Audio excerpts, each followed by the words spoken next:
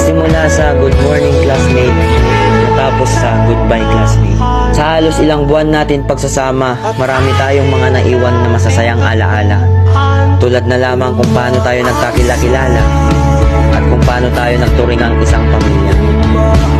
Noong una, napuno ako sa takot at kaba kasi natatakot ako na baka ako'y kakaiba, lalo pat wala akong kakilala.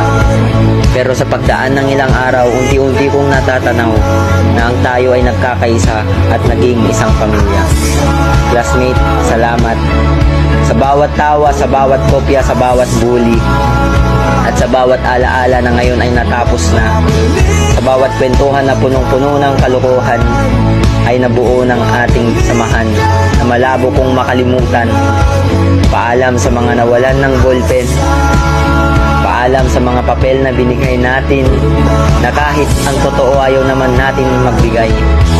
Paalam sa mga chicherya na baon ng isa pero pagkain ng buong barkada.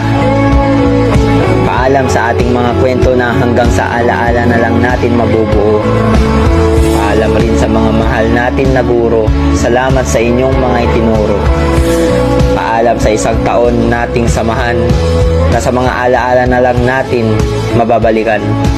Hanggang sa muli, classmate.